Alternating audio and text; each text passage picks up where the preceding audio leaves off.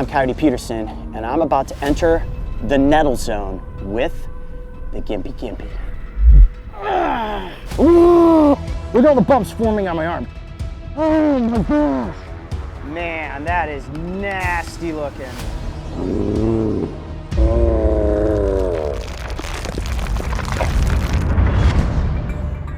The Cape York Peninsula is considered one of Australia's final frontiers. It's a wilderness paradise, and while we love filming its unique species, today we're actually looking for its most notorious plant.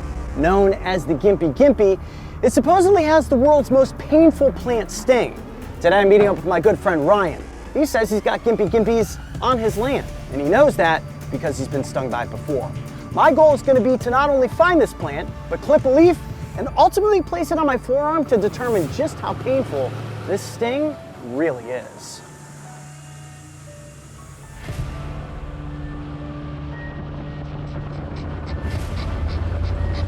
Kevin is our official Gympie scouting dog. He's got a nose for danger, this one.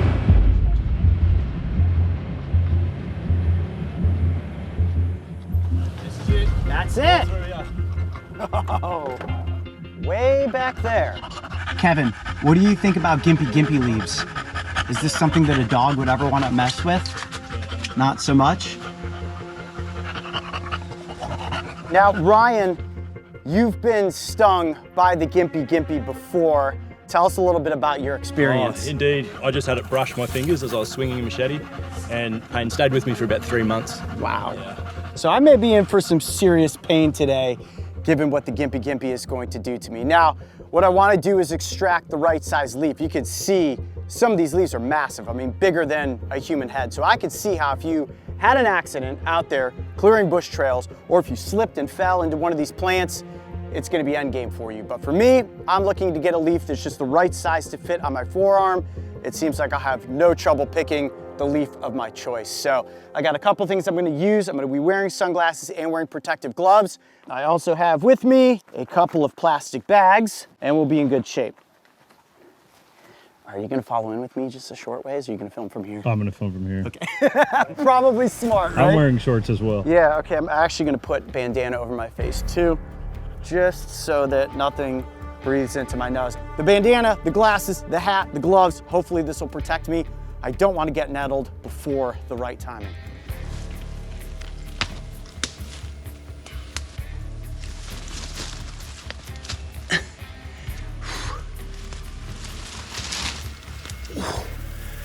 Okay, I'm right underneath the tree now. I got a great leaf right there.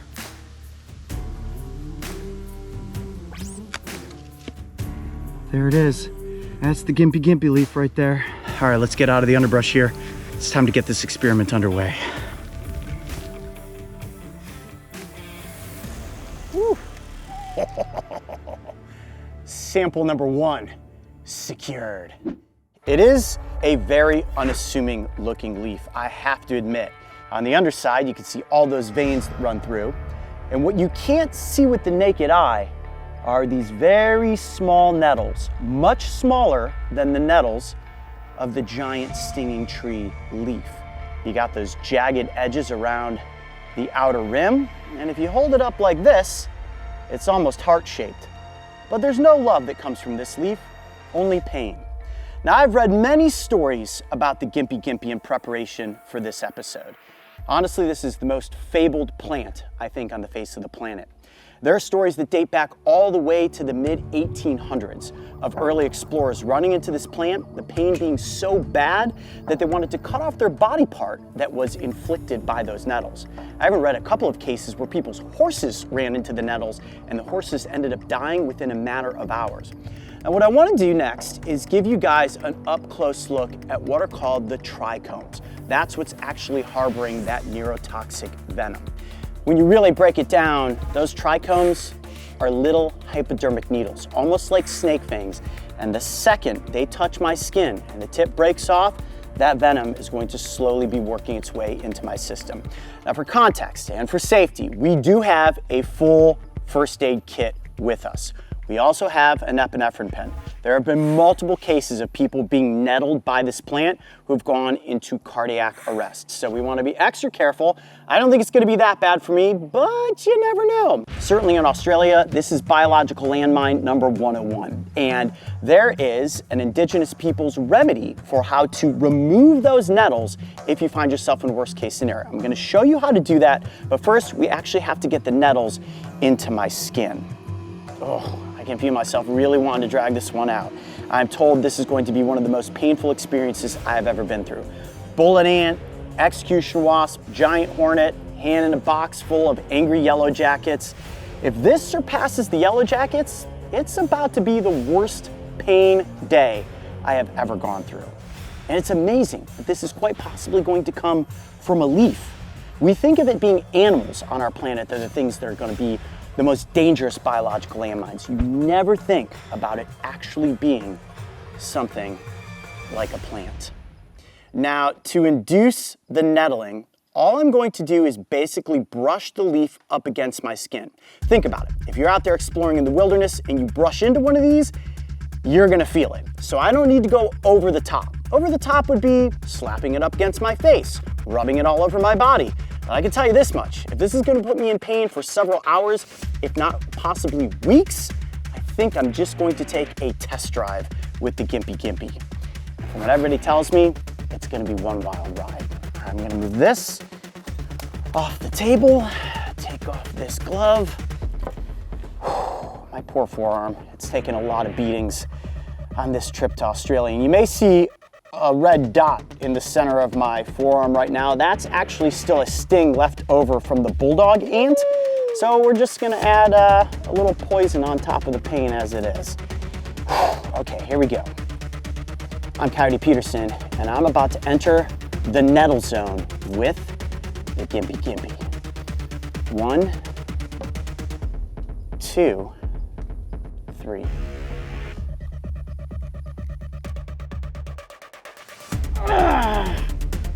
Okay, jeez, oh God, that's very bad, very quick. Oh my God, very bad, very quick. Ooh. Oh wow, okay, so, oh yeah. Holy mackerel, so what I did, oh geez, yeah, wow, okay, it's very, very bad. I rolled the leaf like this, because at first I was like, oh, I'm really not feeling anything. It takes those trichomes just the slightest opportunity of digging into your skin. This is like taking the volume in your car stereo and cranking it to 100. It only goes to 10, right now it's on its way to 100. Holy cow. Yep, this is worse than the giant singing tree, that's for sure. Now, I'm not gonna put this on par by any means with a hand in a box of yellow jackets. Not yet, we're not there yet, but I can definitely feel that it is building. Holy cow. All right, you can see where the redness is starting to set in there. I was trying to sit here. I really want to get up. I really want to get up and move around. The sweat's getting in my eyes now. I gotta get these gloves off. Okay, let me get some composure here. Holy cow, holy cow. So, on fire and being electrocuted at the same point is exactly what this feels like. I've only been electrocuted once. That's when I accidentally got my finger in between those two prongs in an electrical socket. And boy, does that send a jolt up your body. But if I'm gonna compare this to an insect sting, I would say that we are definitely on bullet ant level at this point, and it is continuing to build. Now, when you think about it building and getting worse, I'm about 1.5 minutes in. And if it's only gonna get worse in the next 20 to 30 minutes, I'm really a little bit nervous as to where that's gonna possibly go. And I might have overdone it. Maybe I should have just touched it to my arm and not rolled it. Oh man, this is a bad idea. Oh my, look at all the bumps forming on my arm. Can you see that with that camera? All through there, look at that. Bump, bump, bump, bump, bump, bump, bump. I'm just gonna go ahead and count this because those are the trichomes that penetrated the surface. I'm seeing 1, 2, 3, 4, 5, 6, 7, 8, 9, 10, 11, 12, 13, 14, 15, 16, 17, 18, 19, 20, 21, 22, 23, 24, 25, 26, 27, 28, 29, 30, 31, 32, probably close to 50. Hot seat right here, ladies and gentlemen. Jesus, it's really getting bad. Yeah. Oh my gosh. Holy cow, can you see that on your camera, Mario? Yeah, if you keep it like that. Dude, that is ridiculous. Oh God, don't puke on us. Don't puke on us. Oh, my stomach's getting a little queasy. I can understand, just from a few minutes in with the pain, why some people have called this the suicide plant. I imagine this being on my face, my neck, my mouth. If you had fallen face first into one of these plants and you were going through this kind of agony everywhere, this is bad. This is bad. This is another one of those, oh, play stupid games, win stupid prizes. I know you guys are right in the comment section. But Coyote, what did you think you were getting yourself into? Well, I knew what I was getting myself into. I had to determine exactly how bad it was gonna be. Without question, this is way worse than the giant stinging tree leaf. Shiminies, wow. Holy heat zone, man. This is like serious searing fire right now. Holy cow, no, there's something's going on here. I can actually feel, it feels like it's crawling into my skin.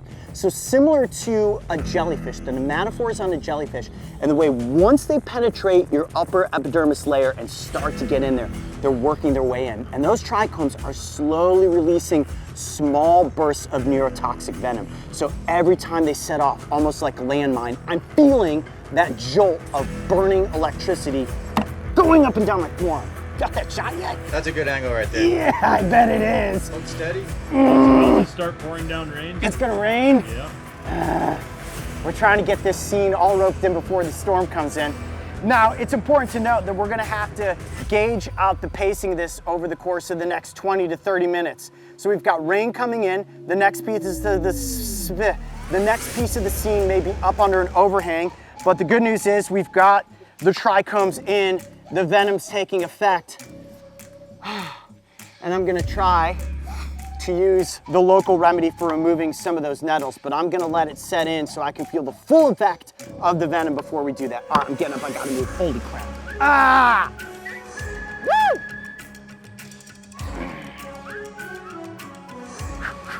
Well, he was right about play stupid games, win stupid prizes, so he wanted to take on this journey and we would have been here to capture it. Oh. Ah, torrential downpour! Nothing like filming a nettled episode in the middle of an oncoming storm. Oh, my remedy, my remedy! Oh, the water definitely makes it worse. Jeez. Man, that is nasty looking. My whole left side is like, oh, so uncomfortable. All the way up my arm, into my shoulder, and into my chest and my lymph nodes.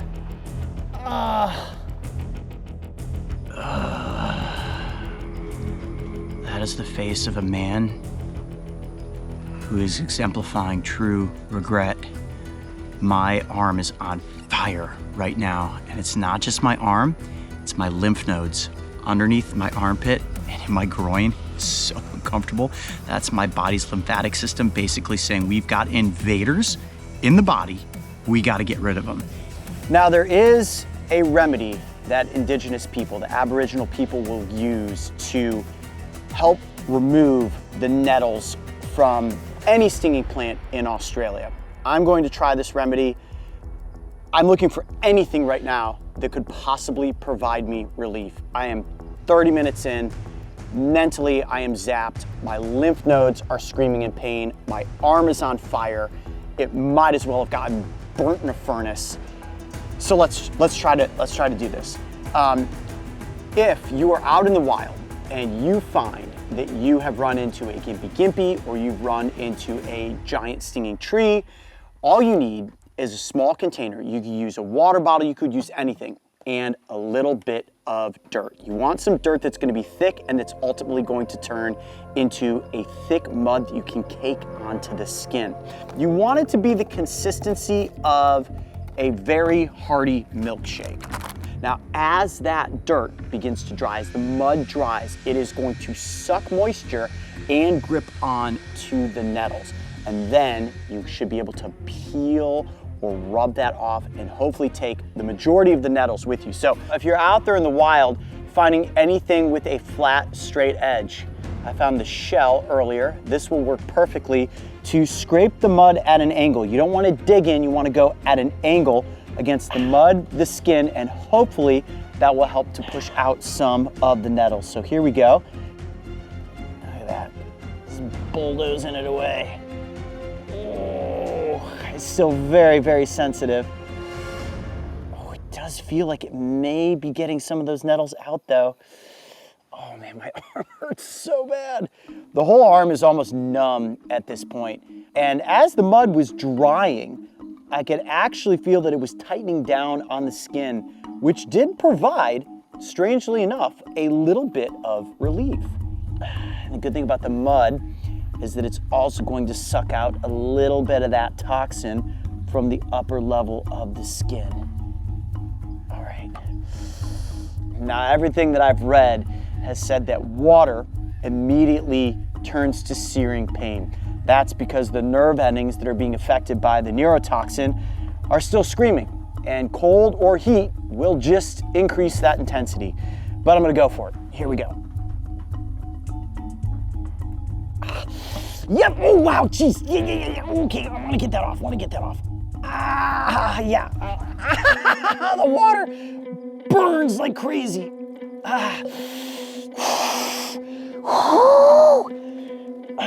Okay, there are definitely probably still trichomes in there if it's hurting that bad. Okay, get off of there, water. Woo, man.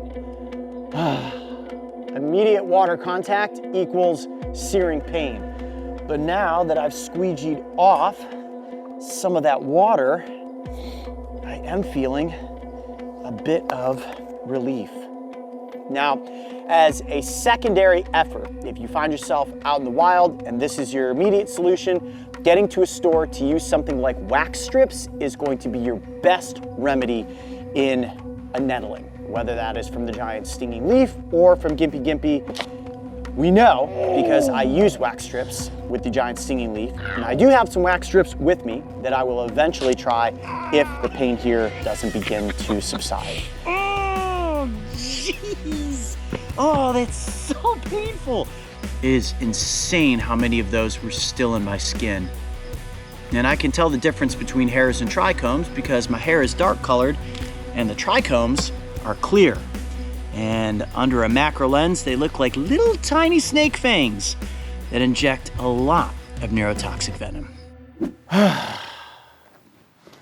It has now been 24 hours since I took on the sting of the Gympie. It's fair to say, last night I had the second worst sleep experience in my life. Next to sticking my hand into a box of Angry Yellow Jackets, the Gympie put me in some serious pain. Today, I'm doing all right. I used another wax strip this morning, still feeling electrical shock impulses running up and down my forearm. And I would say that I can officially rank the Gympie as being the #1 most painful plant sting in the world. Is there a plant sting that's ever gonna outdo it? I guess we'll have to wait and find out. It has been nearly 4 months since my wild ride with Australia's notorious suicide plant. And when it comes to long-term effects, all of the warnings are legit. My forearm experiences random, unprovoked flare-ups of itchiness, and if I put anything refrigerator-level cold to my skin in the nettled area, it feels like I'm being shocked with icy lightning bolts. Fun times. But this is why I do what I do, so that we can all see how powerful nature is and why you want to do your best to respect it from a safe distance. The Brave Wilderness channel is a collection of exciting and educational animal adventure videos. Barely even moved, it was like perfectly camouflaged, and it just said, okay, you can't see me. I'll tell you what, I did see you. Yes, even the ones where I'm being bitten or stung find themselves chock full of factual tidbits, tips, and tricks for avoiding these often misunderstood creatures in the wild. I believe that a big part of my role is to help people recognize the good in all animals, especially ones that a large percentage of people fear, like snakes and spiders. And while it's fair to say that these animals are feared worldwide, the species that live in Australia are often considered more terrifying because of their toxic nature. In fact, the world's most venomous snake and spider species call this island continent home. And some of them have venom so powerful, it's guaranteed to kill a human without the administration of anti-venom. Today I'm returning to Australian Reptile Park. This wildlife sanctuary is the only facility in the country that milks both snake and spider venom for the production of anti-venom. It's a dangerous process, and several years ago, I had the chance to learn alongside the park's arachnid expert, Kane Christensen. You can actually see the drops of venom on the tips of the fangs, and that's what we want. We want to get that venom from those fangs into the pipette. If you thought milking a spider was dangerous, today's education will be even more extreme, as I will assist in milking the 3 most deadly snakes in the world. Okay, we're going to enter the most dangerous room on the planet, a room filled with venomous snakes. Zach, how are you? I'm good, yourself? Good to see you. You too. I was just explaining to these guys that this has got to be the most dangerous room on the face of the planet. Every snake in here can potentially kill you, right? Oh, 100%. Second and third most toxic snakes in the world. Okay. So, pretty nasty. Now, the anti-venom that you guys create is saving lives every single day. How many people are bitten by these snake species on a yearly basis? So statistics are about 3,000 to 5,000 bites per year, with anywhere up to 300 to 400 lives being saved with the anti-venom program. So it's pretty cool. Wow. Well, sweet. Let's get into milking. What is the first species we're going to look at? So we're going to look at the king brown of the mulga. So the big boy. Okay, I'm going to let you do your thing. You let me know when you want me to come in to get hands-on with the danger noodle. Rightio. So I'm going to grab the snake out of the enclosure. I'll get you guys to jump back at that point because he's quite big and he'll swing around a fair bit if he wants to. We'll then come over here. I'll swing him onto the pinning pad and using the pinner. So nice and soft to protect the snake and to protect myself. It's slightly tacky as well, so it gives me that split second of time where he slightly sticks to it, but it doesn't hurt him at all. Yeah. Then we're going to grab him and hopefully it all goes well. We'll be quiet and we'll let you focus. Oh my goodness.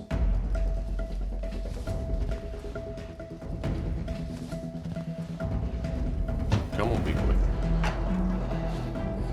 Wow. That is a huge snake. So yeah, you can see him a bit cranky. He's not the happiest about this arrangement.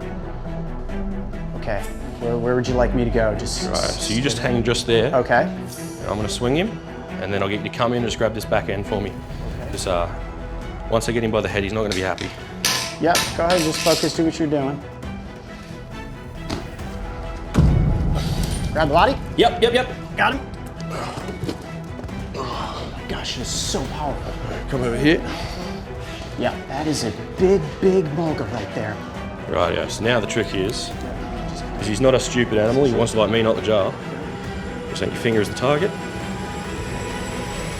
There we go. Oh my goodness. Oh wow, that is a huge venom yield. So My give his venom glands a bit of a massage, try and get a little bit more. But yeah, you can see him just chewing on that thing. Wow, look at those fangs. Massive fangs for an elapid. Wow. That is like a grappling hook of teeth. Can I move around just to the side like this? Look at his face. Whoa. You can see him still chewing, still injecting venom. Venom is still dripping. And he's not letting go. And the power in this snake's body is unbelievable. So big around, I can barely get my hands completely on it. That is a massive snake. I never imagined seeing a mulga of this size. So how do you get the snake off of the venom vial now? A little bit of manipulation, or there we go. Oh my goodness. And what we're gonna do is I'm gonna get you to put it in. Okay. I promise I won't let go till I've... Body first? Yeah, body first. Okay, in we go, in we go. Right, now jump on back, because this is the bit that goes a bit sketchy. Ready? 3, 2, 1. Oh, Nice job. that is a risky little game right there. Woo! My heart is racing. That was cool. And that is not the most dangerous snake we're gonna milk. So next on the list is the coastal taipan. Yeah, we're stepping it up quite a bit. So this is another large-bodied snake, except these ones are pretty nasty. Okay, well, let's go for the coastal taipan and see what happens.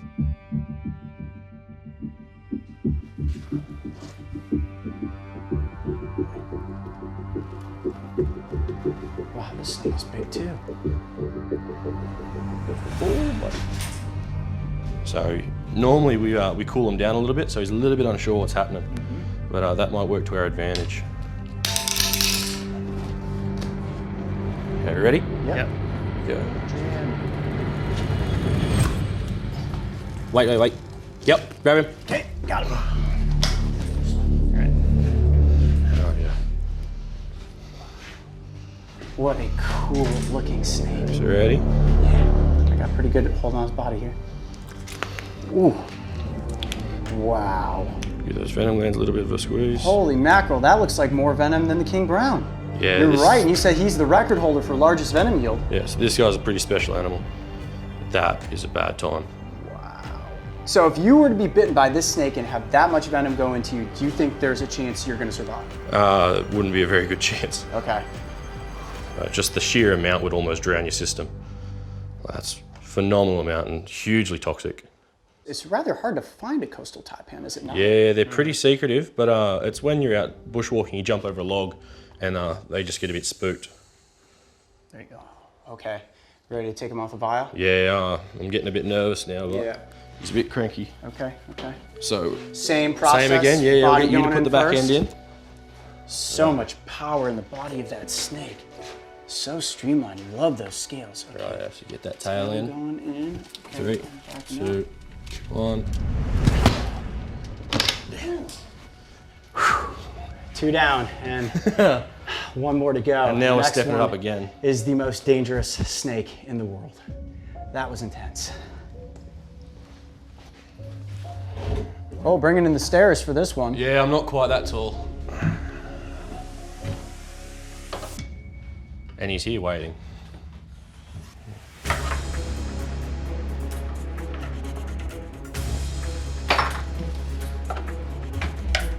Oh, nicely done. Wow, this snake's beautiful. And you gotta be quick with the hands, huh?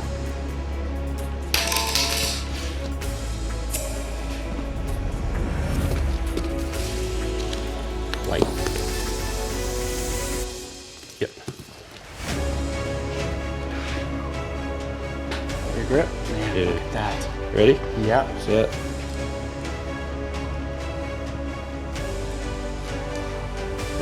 Bugger all venom. Compared to those 2 big ones anyway. That's all you need. That's it, the most deadly snake in the world right there. And just a single drop of that venom can kill you, correct? Yeah. So that drop there would kill about 250,000 mice.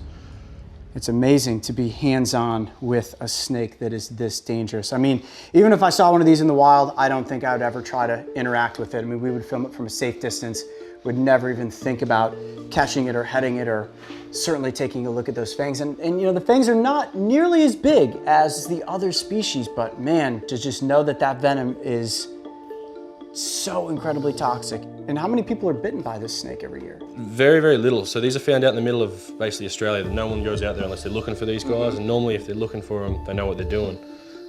We had someone get bitten by one last year and he was in a coma for nearly a week. Wow. But he made it through. Amazing. All right, want to take it off the vial? Yes, please. My hand's starting to cramp up.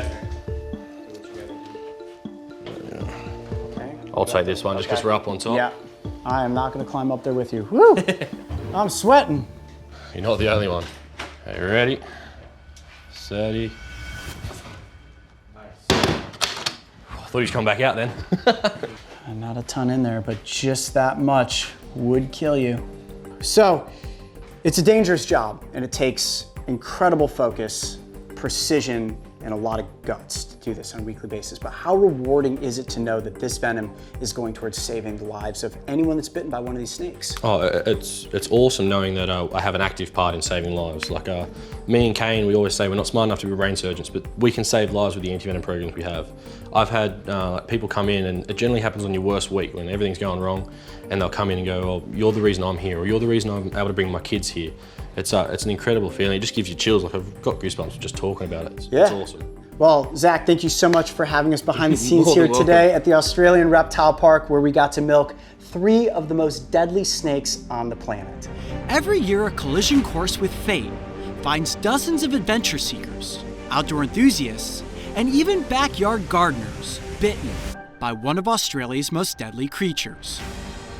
Most bites happen by accident, and while no one ever wants to be in the wrong place at the wrong time, There is comfort knowing that wildlife experts such as Zach Bauer and Kane Christensen are fearlessly working to extract venom that will be used to save lives.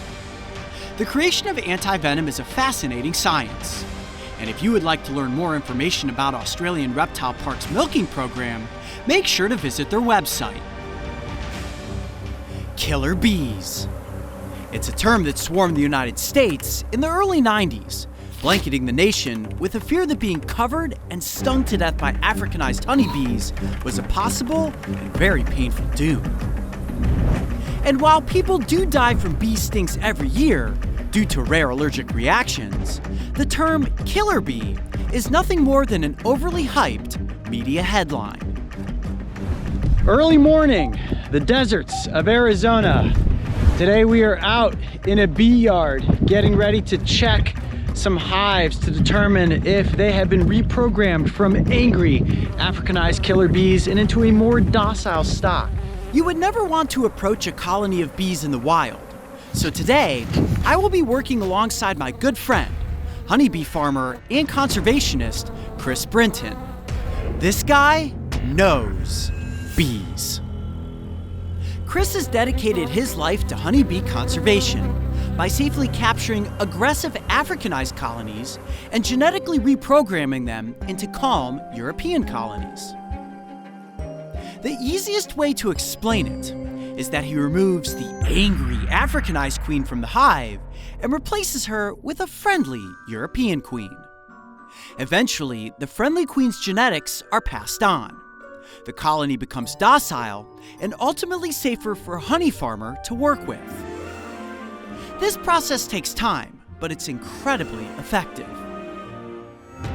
Today, Chris has tasked me with analyzing the aggression level of an Africanized bee colony that was recently discovered in a residential neighborhood. Instead of exterminating the colony, Chris moved it to one of his controlled bee yards and swapped the queens so the genetic reprogramming process could begin. Has the genetic reprogramming process worked? We're about to find out. Now this bee box here is unique in that this was an Africanized colony that's been brought into the bee yard, and what Chris has done is replace the queen. Remember, at one point, this was considered Africanized killer bees, which are incredibly aggressive if provoked. All right, here we go. So the first thing is to gently pry open the lid, and that is to crack the seal between the wax and the frames. Whoa, that's a lot of bees right there. So far, so good. They seem to be pretty calm. I want to create myself a little bit of space by separating out this first frame from the others. Then, as Chris had instructed me, I want to get down to about the 6th frame. That's right in the center of the colony. All right, coming straight up. There we go. Wow, look at that. That is a very heavy frame of comb and bees. And as you can see, we're starting to get pretty swarmy here. I'm gonna set this frame off to the side. Before we get any further, it's important that we understand what a killer bee is. Technically, they are swarms of European bees who interbred with invasive East African lowland bees. This breeding created aggressive swarms of what are now known as Africanized bees. Visually, there's very little difference between these bee types. The danger is that Africanized bees are far more aggressive and react faster to perceived threats. The sting of a killer or Africanized bee isn't more potent than that of a European bee. But because they attack in greater numbers, this equates to more stings and the chance of death. Hence the nickname, killer bee. Really careful here. Don't want to squish anybody. Middle frame is coming up. Ow! Ooh, whoa, whoa, whoa, whoa, whoa! Ow! Stung, stung, stung, stung! Ow! Oh boy, my glove has gotten peeled back. Okay, that's one of the dangerous elements of beekeeping is you always got to be careful of the bees getting up in underneath the gloves and your suit. Yowzers, yep. Gotta love honeybee stings. Okay, wow. Honeybee stings, more potent than you would think. Okay, let me bring out this frame. All right, here we go, middle frame coming up. Woo, look at that. That is a lot of bees right there. Let me check one more frame back.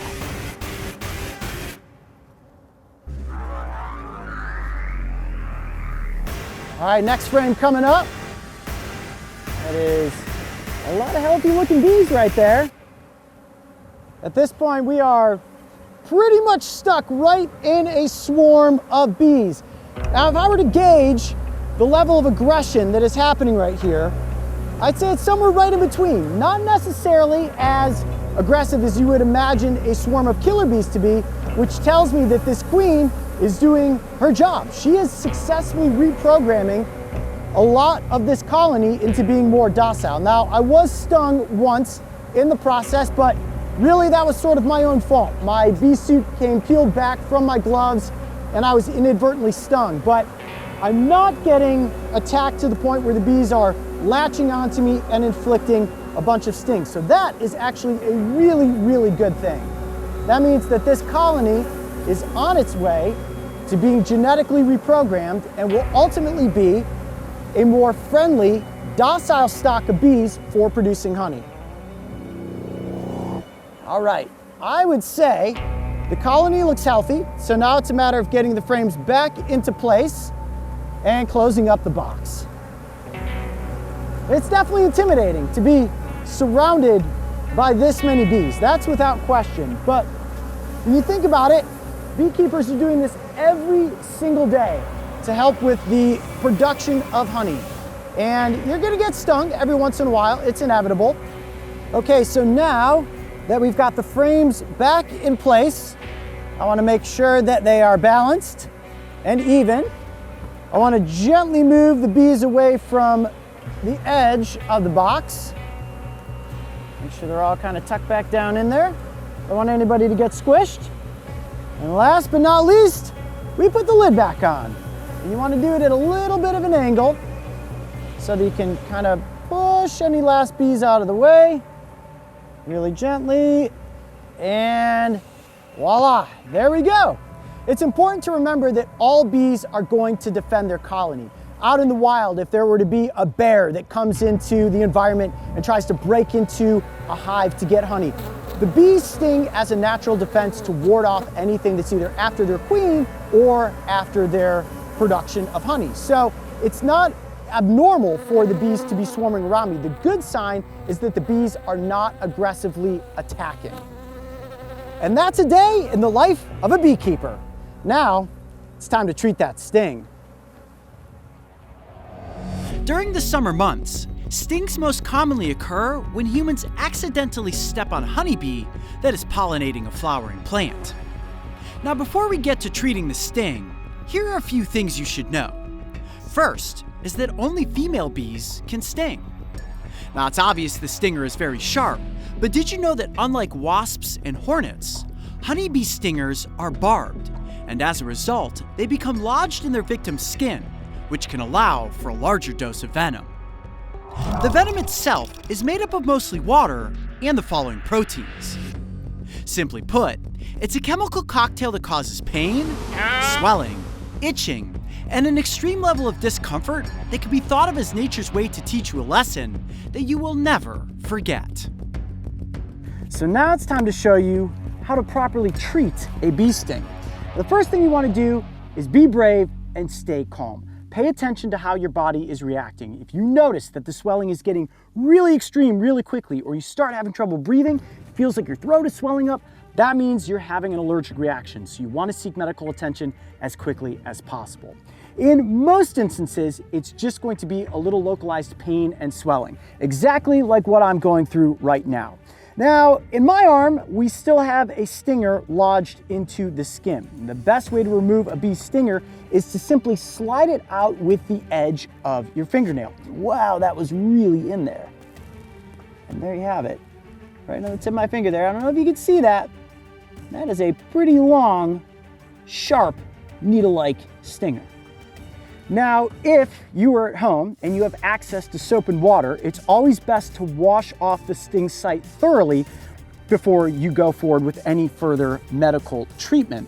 Now, one thing that I always have in my first aid kit is Sting Kill, one of my absolute favorite products.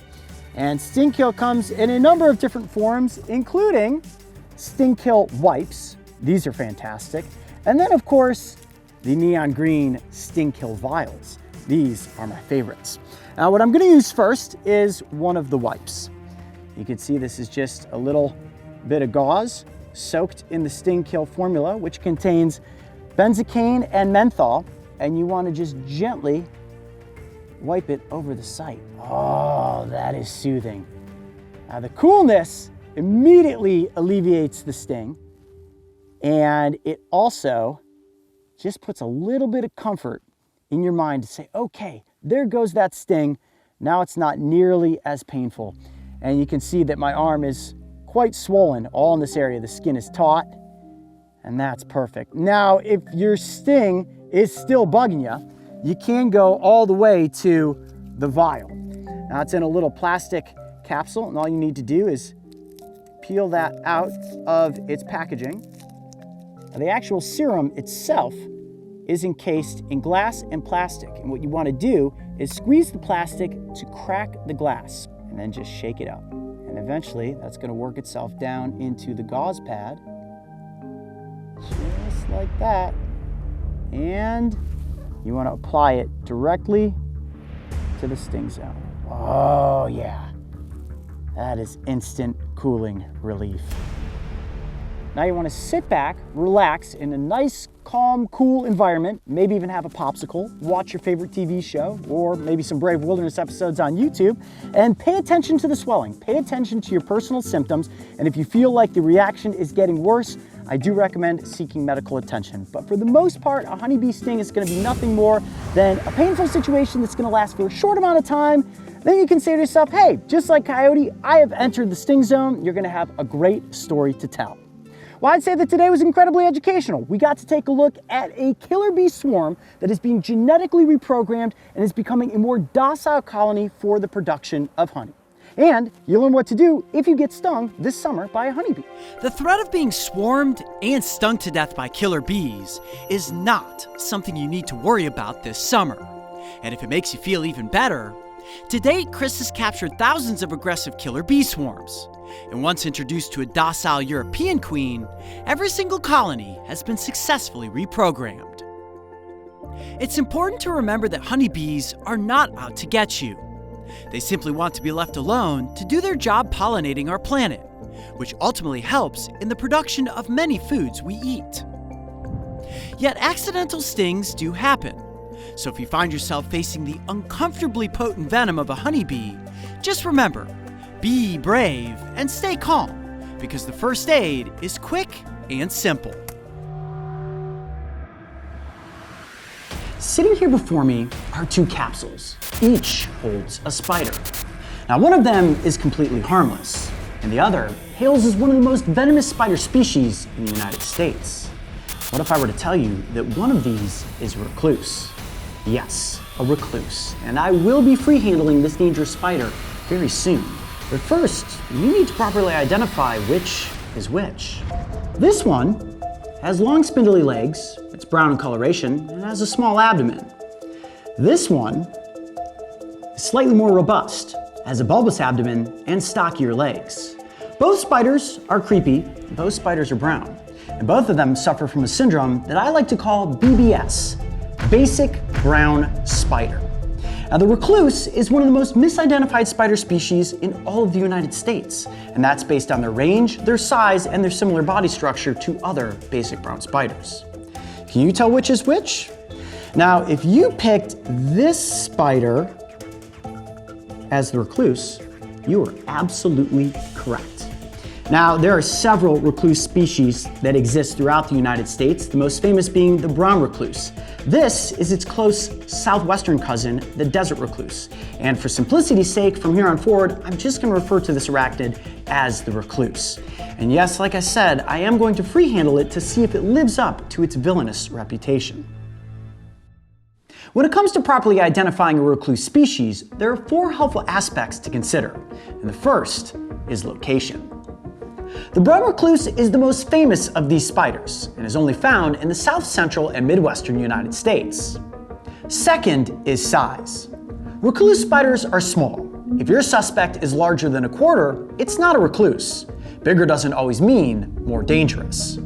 Third is web structure. If your brown spider is dangling from a web, it's not a recluse. These spiders hide in cool, dark crevices. Fourth, and finally, are the field marks. This can be tricky because you would have to be very close to the spider. But if you can spot a violin-shaped design on the cephalothorax, there's a good chance you were looking at a recluse. Hopefully that helps, but when in doubt, never interact with a spider and simply admire them from a safe distance. Okay, now that you guys have gotten a healthy dose of education, I think that you have earned your entertainment. So I'm going to place this little basic brown spider off to the side, and I think it's time. I'm Coyote Peterson, and I'm about to free handle a recluse. Here we go. Now, it is fair to note that this spider has one of the most potent arachnid venoms in the United States. It has some necrotic components to it, and you've likely seen some pictures on the internet that are quite horrific looking. It's also fair to note that not all spider bites from recluse are equal. It all depends how your body reacts to the venom. Regardless, I do not want to receive a bite in this instance, so I'm going to try to be as absolutely calm as possible and just gently coax this spider out and onto my hand. Even though I am pretty sure that I am not going to be bitten by this spider, it is still nerve-wracking to have it walking across my hands. Now, when you look at the size of the spider, it's very small. And a small spider means small fangs. And in many instances, taking a bite from a spider like this is actually quite difficult. And this spider is not likely to inflict a bite unless, whoa, that was incredibly fast. Unless it feels pressure on top of its body and it feels the need to defend itself. In almost all instances, spider bites happen as a defense bite. Obviously, spiders are not feasting upon humans, so the spider has no reason to bite me for any reason other than if it feels threatened. We've got it in a perfect position there, right on the edge of my thumb. They're incredibly fast, so it's better for me if the spider stays in one spot and stays completely still. I'm gonna just rest my hand down there like that. Now, the skin on the top of my thumb is rather soft. I would be more comfortable if the spider was on the underside of my fingers where they're a little bit more calloused, a little bit more worn in. And the softer parts to your skin are where you're more likely susceptible to be able to take a bite. Remember, the fangs of this spider are incredibly small, smaller in size than even something like a black widow. Now, when it comes to recluse bites in the United States, nearly 90% of the bites that happen heal on their own and do not result in large necrotic lesions. And it's all based on how your body reacts to the venom. If you get a spider bite and you're noticing that you're having some really negative effects, I strongly recommend that you seek medical attention. It's important to keep an eye on the bite site and determine what's happening. Is it becoming red? Is it becoming swollen? Is it starting to look pussy? One of the big fears with brown recluse bites specifically is that the necrotic components to the venom begin to break down red blood cells. If that does end up happening in the case of a bite, you definitely want to receive medical attention. However, there's no anti-venom for brown recluse or any recluse species venom. So while you can go through a potentially painful situation, it's very unlikely that you're ever going to be bitten by the species. Here's something else to consider. The name recluse basically means that these spiders are doing their best to stay out of the sight of humans. If you see one of these spiders, it's most likely going to be outdoors, usually in a dark, cool place. The desert recluse, which this species is specifically, almost is never found indoors. Brown recluse can be found indoors, but there's even been stories about people who have had brown recluse infestations in their houses and did not receive a single bite over the course of several months. It kind of goes to show you that they aren't necessarily aggressive toward humans. People across the United States have stories of seeing brown recluse. And it's not to say that you haven't seen a brown recluse, but this is one of the most commonly misidentified spider species in the United States. And so many brown spiders look similar. Now, the way that most spider bites end up happening, just like with the black widow, is that the spider is accidentally pressed down upon and it feels as if it's going to be squished. If a spider is in a shoe or in a piece of clothing, you put it on, you feel something moving around, and then you swat at it, that's where the bite ends up happening. So if you see one of these spiders just crawling around and you ignore it or move in the other direction, your chances of having an interaction being bitten are slim to zero. So at this point, I have to wonder, is the brown recluse really living up to its venomous and aggressive reputation? At this point, I would say not really. The spider's just freely crawling along on my hand and arm, and at this point has not shown any form of aggression whatsoever. So what I want you guys to ultimately walk away from this episode with is the knowledge of how to properly identify one of these spiders if you come across it, but also to realize that spiders are not out to get you. It's also safe to say that you should never try to interact with a recluse or any spider species for that matter. Remember, I've got a lot of experience interacting with these arachnids. If you see a spider in the wild, simply admire it from a safe distance, and both you and the arachnid will go on to have a safe and happy encounter. What's going on, guys? Today we are on location in West Virginia, and I'm here with Jay from Acor Canine, and we're gonna do something a little bit different today, aren't we? Yep. Normally I'm bitten and stung by all sorts of wild animals, but today I'm going to be bitten by what? A Malinois, Belgian Malinois. And this is like something between a German Shepherd, a wolf, a coyote, and maybe your worst nightmare if you're afraid of dogs. But Maya, who's the dog that we're gonna be working with today, is actually really friendly as long as I don't have on this specialized suit, which we use to train her to what? Take down criminals? Correct. She worked law enforcement for 4 years, and now she's kind of a demo for our company. So today I'm gonna be part of her exercise, and I guess I'm gonna be the product of the demo to show exactly the capabilities of this dog. You're gonna be the victim. This dog will not break skin on you. You're gonna be wearing a Kevlar bite suit. Okay. From Schweikert Canine out of Germany. Yeah, see Joe has it right over here. Why don't we bring that jacket in here? Man, that is durable, but I'm still gonna feel some pressure inside there, right? Here, let me try this on real quick. You will feel every bit of the pressure from the bite of the dog. Oh yeah. Just no puncture. Oh, that's legit right there. Yeah. Oh, go ahead, put your arm out Fancy. Feel that? I can feel that. Oh no. Yeah, you don't have very strong man. grip, so. Oh, it's my left hand. Yeah, it's still not very strong as compared to what the bite force of a dog is gonna be. Yeah, that's even weaker, man. You gotta get to the gym. So, Jay, when Maya hits me, like, I'm gonna try to run. Is that okay? She's just gonna like latch on me and pull me down? Absolutely. Now, what's gonna prevent her from biting my legs or my fingers or my face? She's gonna go for my arm, you're pretty certain. Maya is trained to go for the arm. She is what's called a sport dog. Okay. Which means Maya is not trained to bite a human for real. She was strictly a drug dog, but she's been trained in sport to go after the equipment. So that's what she'll do. But now you have a 1 to 2% chance she may grab the leg. You know what this reminds me of? When I wore the bee beard and Chris said, oh, you might get 1 or 2 stings, and then I got 32 stings. So in my mind, I'm hoping that it's just bite pressure, but I'm fully expecting to maybe take a full-on bite today. So I think I'm ready for this. And if I can pass the jacket test, we've got one step up in the world of bravery, and that's just the sleeve. And this just kind of goes on your arm like this. And so if I work my way up, I'm gonna take a bite just like that. Now, do I have to worry about her pulling my arm out of the socket? She's not gonna pull your arm out of socket, hopefully. Okay. But she will jerk on you a lot and swing you around a little bit. Okay. So to be clear, tackling Coyote is actually fun for her. It is a game, absolutely fun. It's what she lives for. And this is exercise, so she can do this over and over again all day long. It's just like a dog playing ball, pretty much. Absolutely. Only I'm gonna be the ball today. So, I like this dog already. Yeah, right? If you're ready, let's get Maya out of her kennel and get up close with this incredible dog.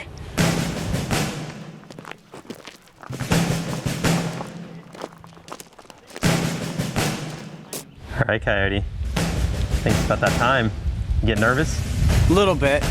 We're getting Maya out of her kennel right now. And you may be thinking to yourself, oh, she's only 55 pounds. I mean, that's not that big. Yeah, until it's running at you full speed with an open mouth full of teeth, getting ready to latch onto your arm.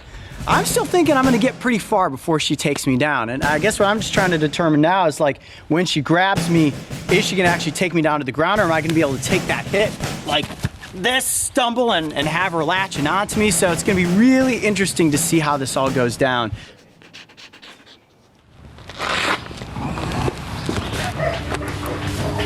Okay. Good to go. Oh man, so I wanna keep my, can I hold on to the edge, or I wanna keep my hand just all the way inside? You can hold on to the edge if you want, or inside. She's gonna center here. Okay. So when you hear her getting close, just try not to go that way, Okay. because then you're gonna pull it where it catches her Gotcha. there. This is what you have to wear if you want to get taken down by a canine. All right, Jay, are we ready? I think we're ready. You ready, Mario? And we're rolling.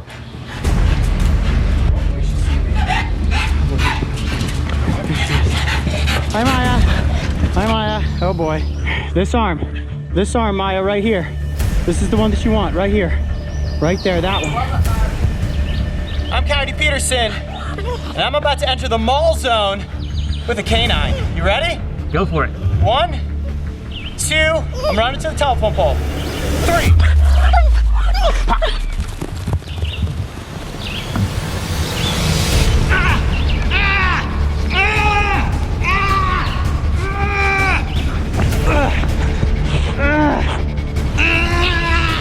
You coming out? You coming out here?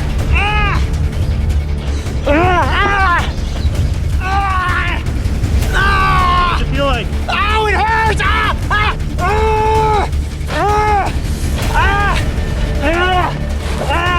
Man, she's a lot stronger than you would think. She's spinning me around in circles. I can see how this would easily take down a criminal.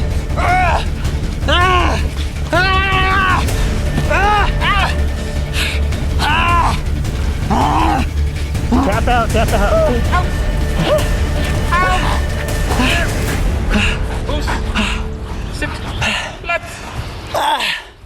You all right, buddy?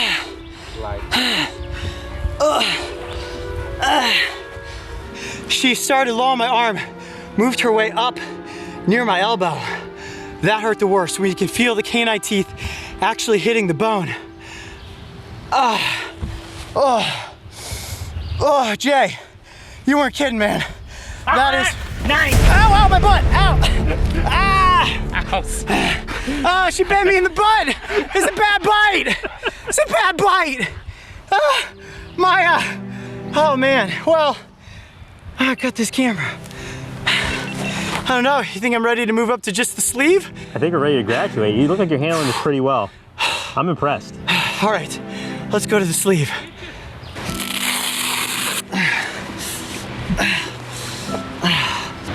Definitely feel my arm is gonna swell up.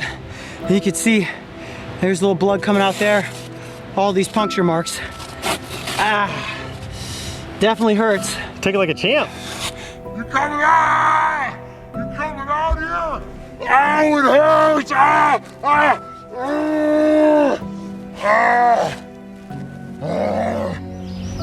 That's definitely intense. All right, I think I've graduated past the Kevlar jacket. Thank you, Joe. And now, I'm going to the sleeve. You guys ready for this? It's for left arm. Left arm, okay. Beating up both arms today, I guess. All right. First bite is actually not the most painful. She bites, she lets go, and then she goes for another bite and a better grip. Now the Kevlar suit was slightly loose on my skin. This is a little tighter, so I may feel a slightly more increased impact. Try to bend your arm. Keep your arm moving side to side. Because remember, try not to go up and down. Try to make it this way. Side to side. Yeah, regardless okay. of how trained she is, she's still an animal. Yeah, I understand. All right. Girl, here. All right, you ready for this? Okay, I'm ready. Right. Let's do this. Maya, right here. This arm right here. Come on.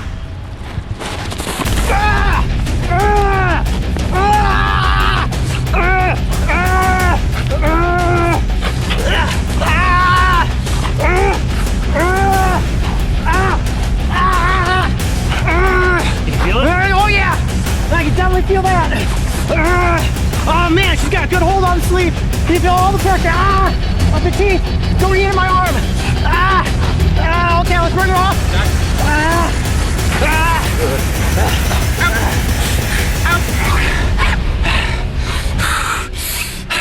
How was that? That was about as intense as it gets. Much scarier to have the dog on your arm with no other protective body cover. Honestly, the bite did not feel as bad as the Kevlar jacket, but I was way more nervous with my fingers being exposed. She got about to here on my wrist, and that's when I said, okay, call her off. I was afraid she slipped a little bit further. I may lose a finger. Wow, that was incredibly intense. I cannot believe that. Dude, okay, I think I'm good. That was absolutely an experience with an animal that I'm never gonna forget. Woo! I think you guys need to try this. I don't know, Mario, what do you think? You next? Rock, paper, scissors for it? Yeah. Ready? One, shoot, ready? Yeah. 1, 2, 3, shoot. 1, 2, 3, shoot. Oh, looks like you're next, buddy. Oh man, there she is. Dude, I'm actually pretty nervous. Starting to rain a little bit. I might get rained out. All right, you ready? Yeah. All right, Mario. Are you ready? Yep. Let her go. Right here, Maya. Right here. Oh, that does hurt. Oh man. Oh, you're ripping. Oh, you did it, buddy. Oh boy. Man. How'd that feel? Let me see your arm. That hurt. Oh man, you can feel the punctures. Yeah. The pressure. All right. So I want to give her this. When you do this, you want to kind of stretch out and then bend it. Okay. Switch out. Yep. And bend it. All right, Maya. Right here, Maya. Oh boy. Oh boy. Oh! Yeah! Yeah! Here you go. Got me on that one. All right, I'm good. I'm good. Put her down some. Slip it. I'm Velcro. Woo! Oh man. Oh man. That hurt, right? Ooh man, that like sends shivers up your spine. That was some pressure, man. Oh my goodness. Oh yeah. Oh yeah. That's gonna bruise. Oh yeah. She got me. You got a good bite. It's a bad bite. That's a bad bite. It's important to remind everyone that while getting taken down by Maya looked incredibly aggressive and violent, this is all a part of her daily training routine. Behind the scenes, Maya and I were the best of friends, and I can truly say that I have an incredible love and respect for this brilliant and beautiful animal. McCord Canine of West Virginia continues to set the standards that others aspire toward in the field of canine training and related technical innovations. The love and care of their animals has brought them international recognition, and their reputation is widely coveted as having no equal in the profession of canine training. Okay, it's a beautiful night in Costa Rica, and I'm sitting next to one of the most iconic snake species in this country. That is an eyelash viper. Now, we've worked with this species in the past. In fact, I found the yellow phase of this snake out in the wild several years ago. But this one here is actually ambassador for its species that was born and raised in captivity. This snake specifically is used to help educate people about the snakes that live here in Central America and why you want to safely avoid them at all costs. Now, this snake is not necessarily as toxic as something like a fertilance, which makes it the perfect subject matter for tonight. What you see here on the table are a pair of Hex Armor bite-proof gloves. Supposedly, these can withstand the bite of a venomous snake. Now, obviously, I wouldn't try this with something as large as like a Western Diamondback, an Eastern Diamondback, or a Fertilance, but the eyelash viper has smaller fangs, and I feel a little bit safer free-handling that snake with these gloves. We'll get to that risky entertainment in just a few moments, but first what I want to do is take an educational look at this incredible reptile. Now, the eyelash viper is an arboreal species, which means they're primarily found up in trees. And as you see the snake right here, gently clutched on this branch, it almost looks as if it's a gargoyle, staying completely still. And this is usually exactly how you will see these snakes out in the wild, waiting in ambush. They are ambush predators, and all they need to do is hang from a tree branch and wait for something to come close. They primarily feast upon animals that are going to be up in the treetops. Lizards, frogs, bats, even birds fall victim to snakes like this. And you see that position the snake's in right now? That S-curled shape, head pointing down, something gets close, it strikes out, and with those hinged fangs, injects a hemotoxic venom.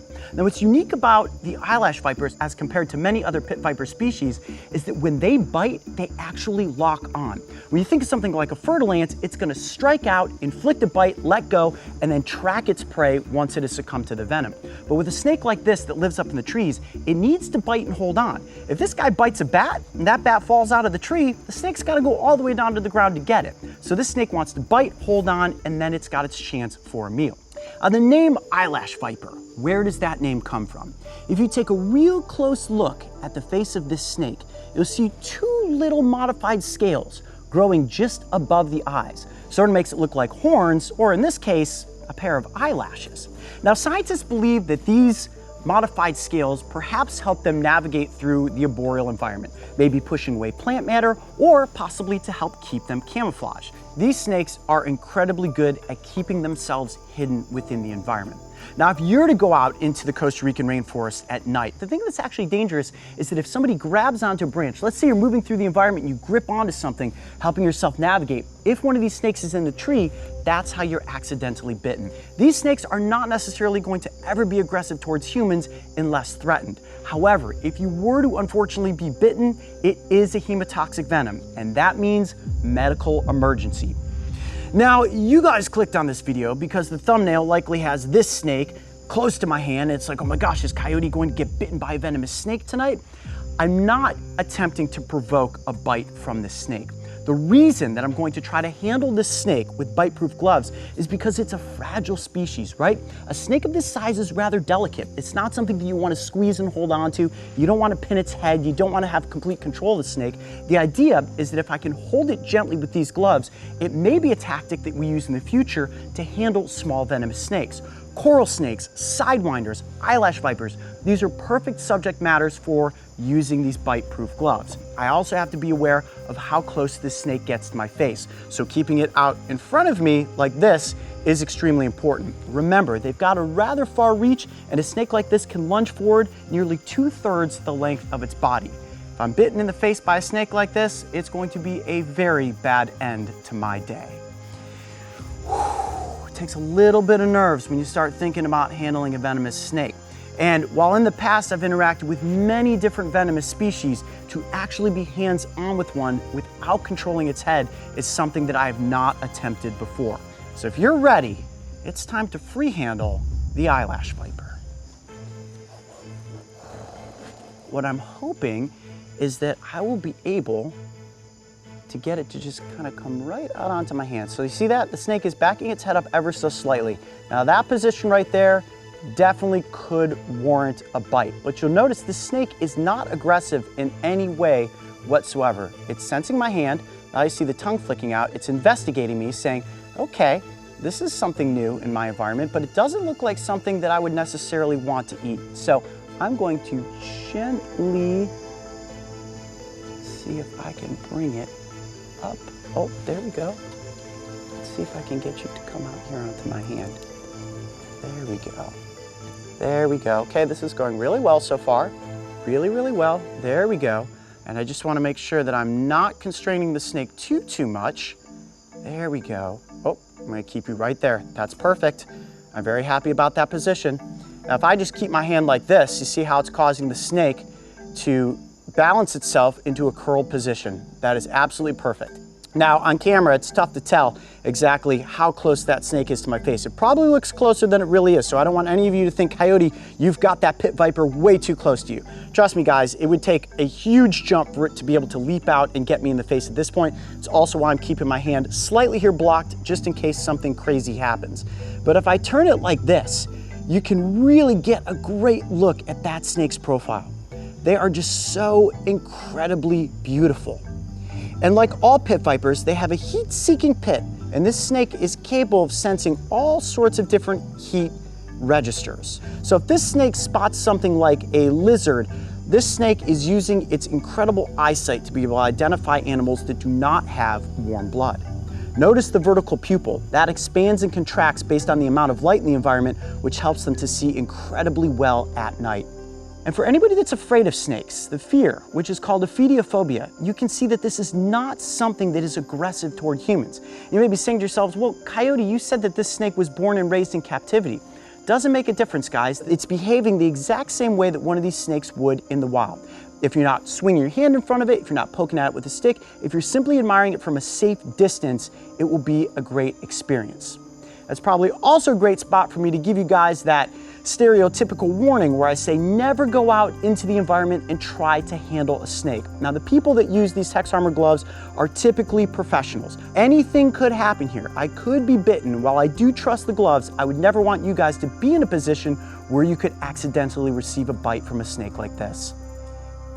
Like I said earlier, the reason that I'm using these bite-proof gloves tonight is to test out whether or not free handling smaller venomous snakes like this is a good tactic for us moving forward. So if I were to physically grab onto the snake or pin its head down with a snake hook or hold it with snake tongs, puts a lot of stress on the animal. You can see how calm it's being right now. And this is an awesome way for us to be able to get these animals up close for the cameras without putting a lot of stress on them. I'm gonna try a little experiment here. What I'm gonna do is slowly move my hand in towards the snake's nose. Not to necessarily provoke a strike, but let's just see what the aggression level is as I move my hand in toward its face. Very slowly. Look at that. Snake just basically stays in gargoyle mode. Yep, I bopped you on the nose just a tiny bit there. You can see it's kind of curled its head back in a little bit of a strike pose, saying, okay, you got close. Let's not push it too much further than that. And I won't, but that's exactly what I wanted to try to determine. Is this snake feeling completely calm because it's not restrained? It has no reason to strike out and try to bite me. Wow, what a cool experiment this was tonight. Determining that using bite-proof gloves is a great way to interact with smaller venomous snakes. It's allowed me to stay calm, the snake has stayed calm, and we've gotten a really cool Central American species up close for the cameras. The one and only eyelash viper. All right, I'm gonna place you back up on your tree branch. Sound good? Tonight we are deep in the heart of an agricultural fruit grove, located in southern Florida, which is an ideal ecosystem for invasive lizards. Thus far we have found, and safely captured, a very impressive veiled chameleon. And while we would love to release it back into the wild, this lizard is a reptilian invader. So it will be donated to a wildlife sanctuary where it will serve as an educational example of an animal that does not belong in this ecosystem. In addition to chameleons, this fruit grove is also known for having an established breeding population of tokay geckos. These noisy reptiles are famous for their loud bark, which sounds like tokay, tokay, hence the name that these lizards have been given. And that right there is a perfect little crevice. Check this out. For a gecko. And nothing in there now. I guarantee he's up here hunting in the trees somewhere. All right, well, we're gonna continue the search and hopefully find one. Like most gecko species, the tokay never wanders far from its hiding spot, which is often a deep crevice or hole in a tree. This refuge, combined with a notable burst of speed, provides these nocturnal creatures with a quick escape route in the event that a larger predator approaches. What I'm doing is actually searching for eye shine. These geckos' eyes will reflect back in my flashlight. What I want to do is just keep the light close up to my nose like this, and I'm looking for those little eyeballs to spark out in the darkness. Spotting eye shine definitely gave me the advantage of targeting a lizard from the distance. However, sneaking up quickly and quietly, without the lizard noticing, and in turn bolting into its escape hatch, was a much different scenario. Follow my flashlight beam. This right here, there was a gecko up in the little crevice to that tree. I cannot see it now. Duck back. Let me go up and see if I can catch it.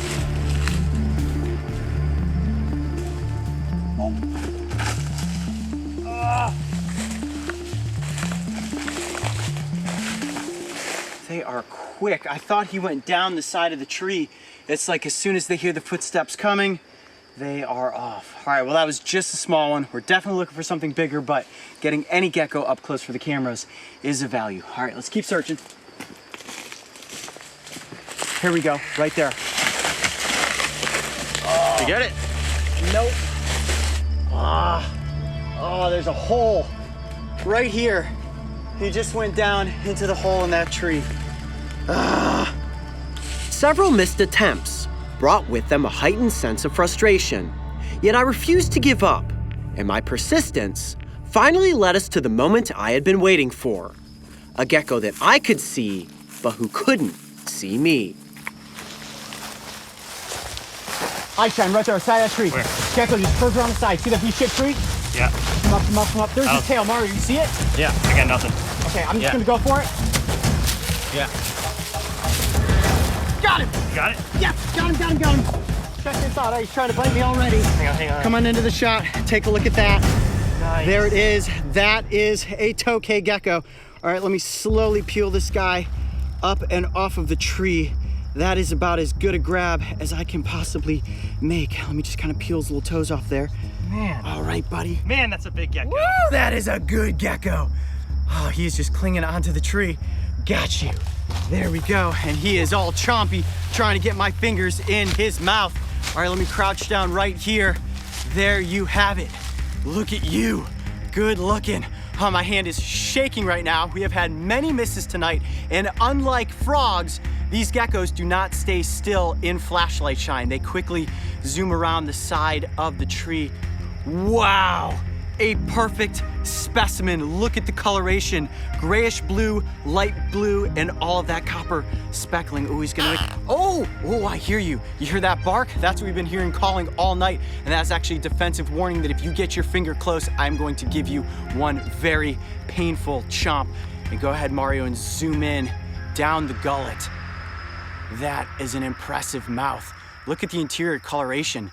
Black with a little bit of bright red, almost aposematic in design. And of course, we know geckos are not venomous, they are not poisonous, but this species specifically has very sharp teeth and can give you one very painful bite. Let me go ahead and turn its body like this. You can get a good look. Oh, woo! Whoa. Oh boy, he's going at me, All right, trying to get a bite going there. No, buddy. You can hear that little bark. They are incredibly aggressive. Ooh, that's too close to my finger. That came out of nowhere. Yeah, strong, right? They will explode into action like that. Now, the males are larger than the females, and they're also incredibly aggressive, very territorial. And there's a good chance that this tree right here is this little Godzilla's domain. Let me try to show you the side of its body without taking a bite. All right, you gonna stay calm? I'm hoping like the turnip-tailed gecko that it will just go into a state of sometimes they will play dead, then you loosen your grip, and then they try to get away. But in this instance, the tokay is all about the fight once it realizes that flight is not an option. You can see my hand shaking a little bit there. Let me try to get it completely stable. Deep breath. Do not want to be bitten yet by the tokay gecko. Whoa, what do you mean yet? Well, I got a little bit of history with the tokay gecko that we'll get into in a second, but first... Is that what that bandage is on your finger? Is that the history? No. That's a snapping turtle bite. The tokay gecko bite is not as bad as a snapping turtle, but it is incredibly painful. The tokay gecko is a voracious predator, and they will eat pretty much anything they can come across. Other lizards, insects, even baby mammals, small mice, baby birds, all make fair game for this predator. Now let's look at one of the hallmark traits of this gecko, its feet.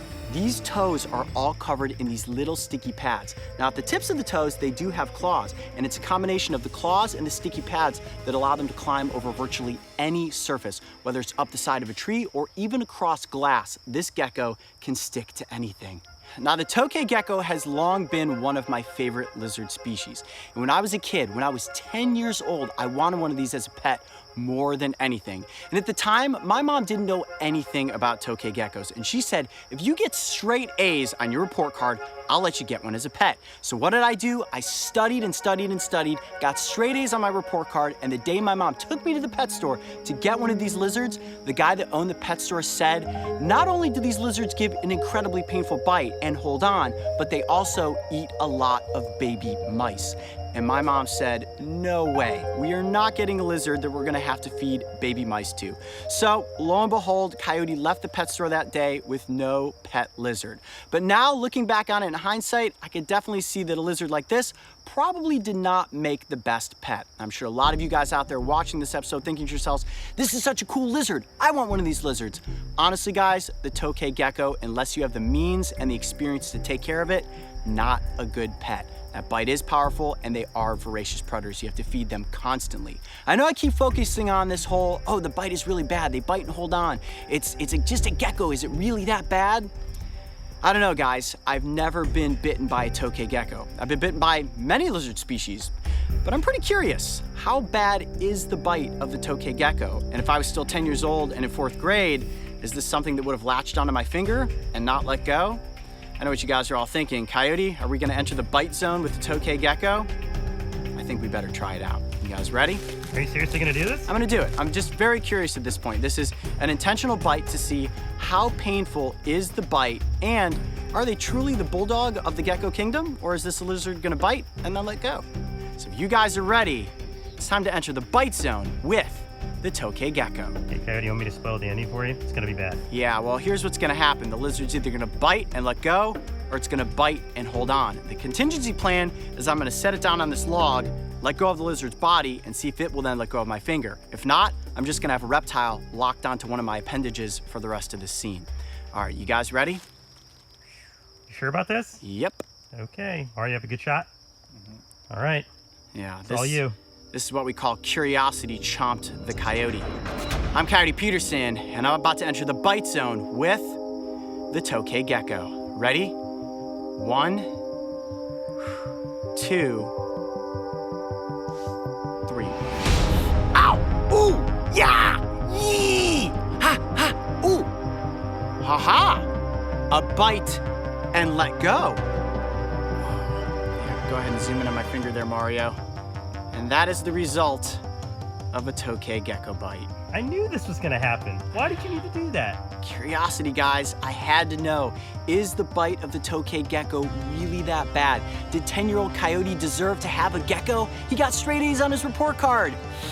Honestly, guys, I have to say thanks to my mom for not letting me get one of these lizards when I was a little kid, because I can just imagine how bad it would have been if this creature had latched onto my finger and it didn't let go. So if you guys want suggestions as to what lizard makes a good pet, the leopard gecko and the bearded dragon are both excellent choices. When it comes to tokay geckos, let's just go ahead and leave these guys in the wild. Now, unfortunately for this one, I know, buddy, we can't let you back into your tree because you are an invader here in South Florida. But the good news is that this lizard is going to be donated to an educational research facility where he's then going to become an ambassador for his species. But this certainly was an epic evening finding invasive lizards and getting this awesome tokay gecko up close for the cameras. Ooh, yeah, that's a bloody bite. The invasive reptile population in South Florida continues to be a topic of conversation amongst wildlife specialists and conservation advocates. It is true that most of these species, like Burmese pythons, tegu, chameleons, and even tokay geckos, have established strong breeding populations and unfortunately are likely here to stay. If you ever visit the Sunshine State and encounter a non-native animal species, the best practice is to take note of your location and quickly alert Fish and Wildlife Services, as these professionals are working around the clock to help rebalance the native ecosystem. Over the course of my life, I have successfully caught and released over 500 snapping turtles, and my goal with each and every encounter is not to be bitten. These turtles are incredibly powerful, and their razor-sharp jaws are capable of cutting through human flesh like a hot knife through butter. It's fair to say that I have had some close calls. I have also taken some intentional bites to show you just how bad a bite can truly be. Ah! Ah! Oh! Ah! Ah! Ah! Oh, he's ripping the side of my hand. Oh my gosh!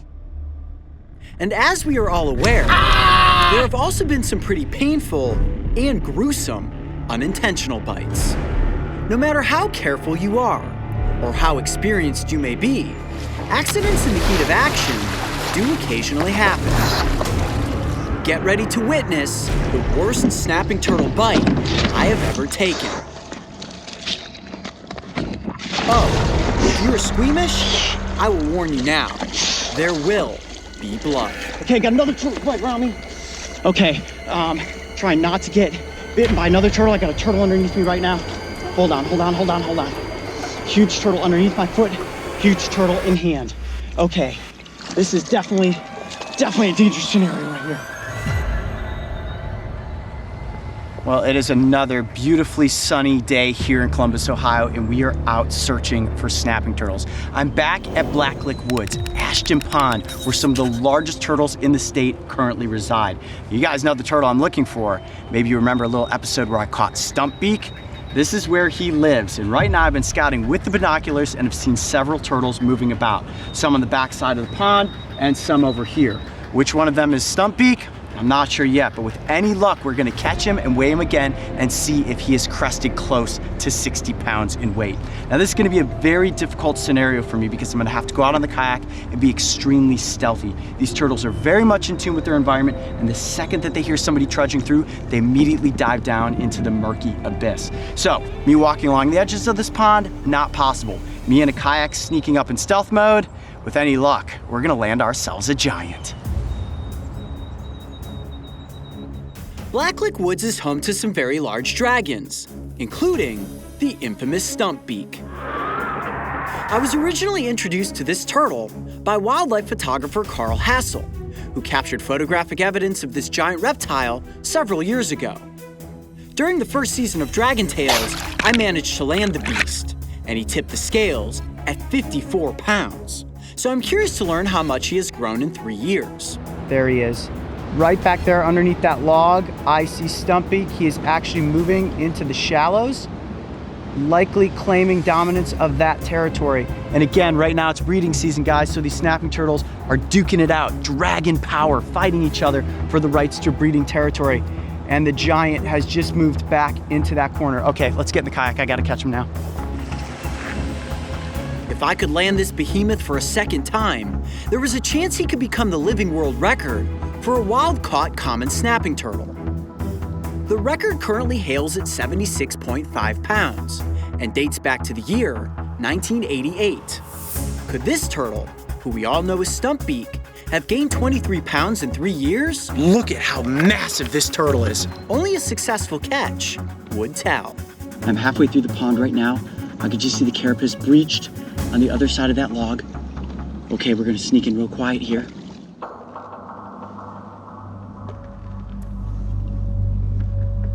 Okay, he hasn't heard me yet. Guys, this could be Stumpbeak.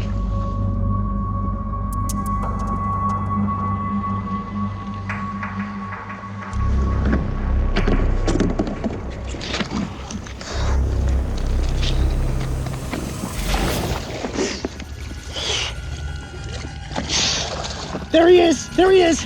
Big turtle, big turtle, big turtle! Nice! Okay, got another turtle right around me. Trying not to get bitten by another turtle. I got a turtle underneath me right now. Hold on. Huge turtle underneath my foot, huge turtle in hand. Okay, this is definitely a dangerous scenario right here. Got him! I see that. Or one, and there goes my boat. Not good. I have another huge turtle underneath my foot as well. Double dragon scenario here, part 2. Hold on.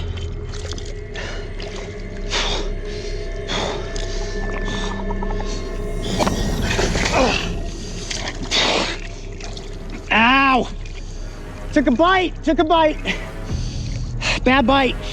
Wrong end of the turtle. Hold on. All right, gonna need some assistance. We'll go around.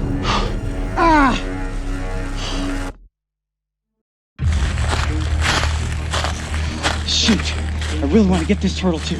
All right, I'm abandoning that turtle and we're going in towards shore. You gotta know when you've gone far enough. Okay. You're right. Wow, that is a giant right there. Man, I got a lot of blood coming out of my hand right now. Turtle took off the top of my finger.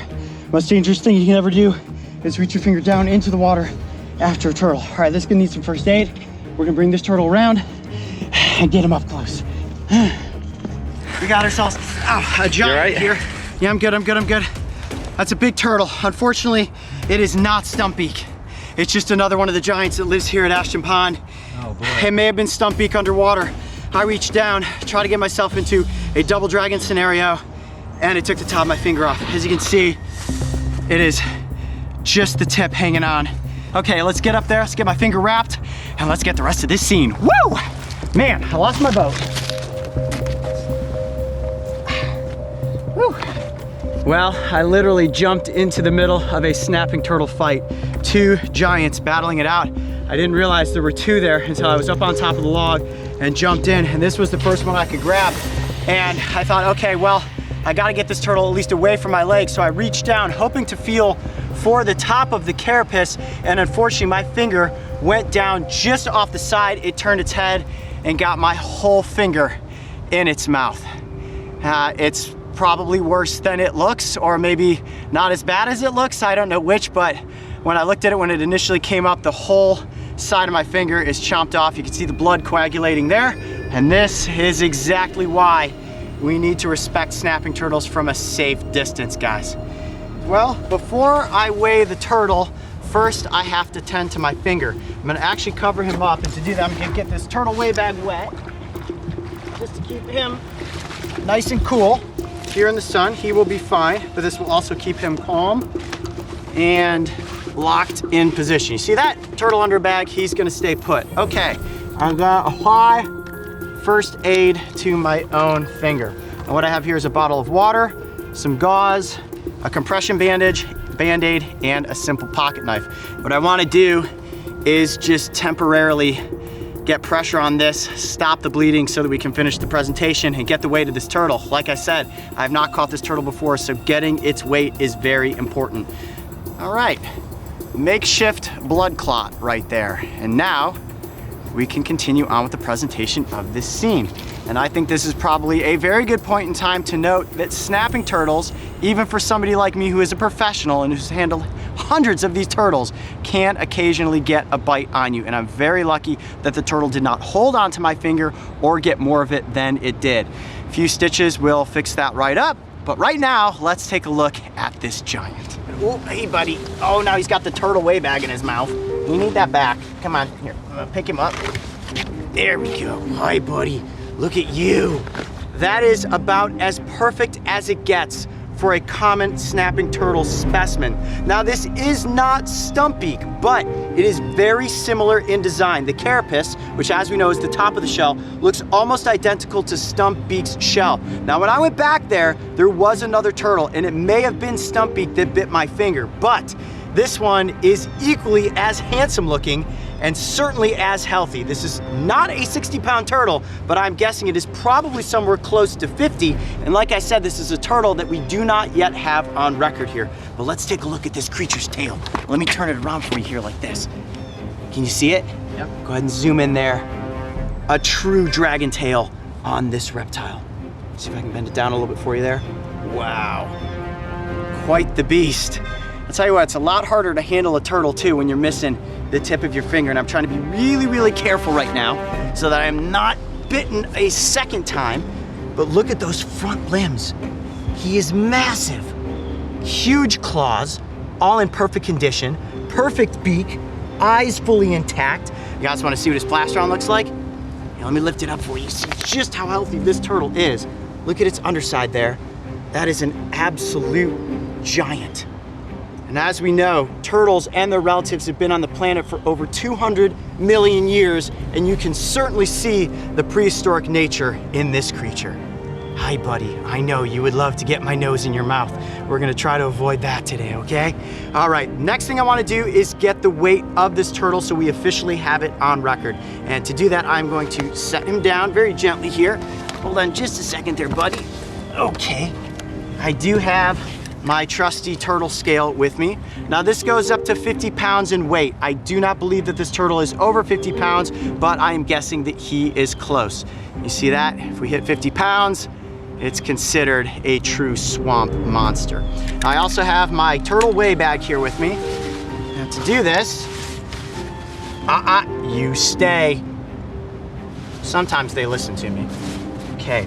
I'm gonna gently place him down inside of the bag, and we're gonna hoist him up. This is gonna cause no harm to the turtle whatsoever, and actually inside the bag, he will be a little more calm.